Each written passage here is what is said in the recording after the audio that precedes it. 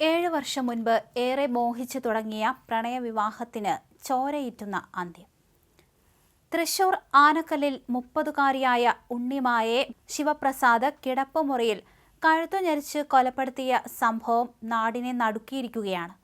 കൊലപാതകത്തിനു ശേഷം താഴെയെത്തി "ഞാൻ അവളെ കൊന്നു" എന്ന് സ്വന്തം അമ്മയോട് വിളിച്ചു പറഞ്ഞ ശേഷമാണ് ശിവപ്രസാദ് സ്ഥലം വിട്ടത്.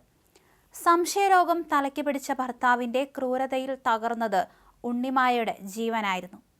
പ്രണയിച്ച് വിവാഹിതരായവരാണെങ്കിലും ശിവപ്രസാദിന്റെ സംശയരോഗം ദാമ്പത്യത്തിൽ കരിനിഴൽ വീഴ്ത്തിയിരുന്നു.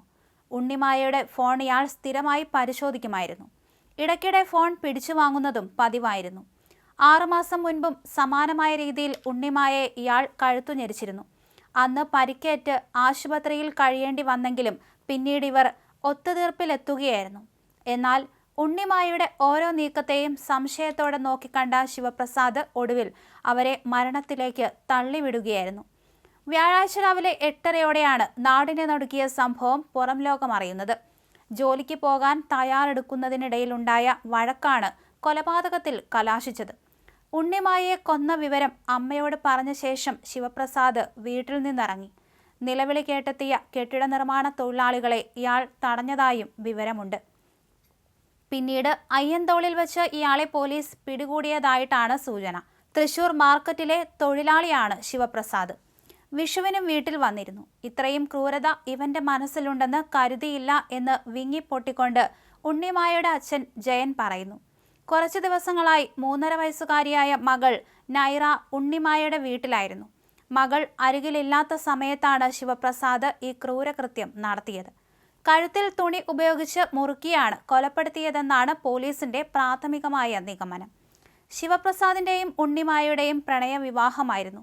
കുറച്ചുനാളായി ശിവപ്രസാദിന് സംശയരോഗമായിരുന്നു. പെട്ടെന്ന് ദേഷ്യം വരുന്ന സ്വഭാവമാണ്. വിഷുവിന് ഇരുവരും വീട്ടിൽ വന്നിരുന്നു. ഇത്രയും ക്രൂരമായ ചിന്ത മനസ്സിലുണ്ടായിരുന്നുവെന്ന് ഒരിക്കലും ചിന്തിച്ചിട്ടില്ല. ഉണ്ണിമായയുടെ അച്ഛൻ ജയൻ പറഞ്ഞു. വെങ്ങണശ്ശേരി ശങ്കരമംഗലം ക്ഷേത്രം റോഡിൽ തോട്ടയത്ത് ജയന്റെയും ഗീതയുടെയും മകളാണ് ഉണ്ണിമായ.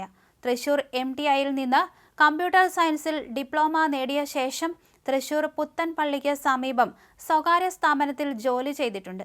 6 മാസം മുമ്പ് കഴുത്തുഞെരിച്ചതിനെ തുടർന്ന് പരിക്കേറ്റ് ആശുപത്രിയിൽ കഴിയേണ്ടി വന്നിരുന്നു. അതിനുശേഷം ഇവർ വീണ്ടും അടുപ്പത്തിലായിരുന്നു. ശിവരാത്രി ആഘോഷത്തിന് ആനക്കല്ലിലെ വീട്ടിൽ യുവതിയുടെ മാതാപിതാക്കൾ പോയിരുന്നു. വിഷുവിന് വെങ്ങണിശ്ശേരിയിലെ വീട്ടിലെത്തിയ ശേഷം കുറച്ചു ദിവസം ഉണ്ണിമായ അവിടെ തന്നെയാണ് നിന്നത്. ശിവപ്രസാദ് ഇടയ്ക്കിടെ മൊബൈൽ പരിശോധിക്കും. കുറച്ചുനാൾ മുമ്പ് ശിവപ്രസാദ് ഉണ്ണിമായയുടെ മൊബൈൽ വാങ്ങിവെച്ചിരുന്നു. അതിനാൽ അമ്മയുടെ മൊബൈലാണ് ഉപയോഗിച്ചിരുന്നത്. തൃശൂർ പൂങ്കുന്നത്തെ എയർ കണ്ടീഷൻ സർവീസ് സെന്ററിൽ 1 മാസം മുമ്പാണ് ഉണ്ണിമായ ജോലിക്ക് പോയി തുടങ്ങിയത്.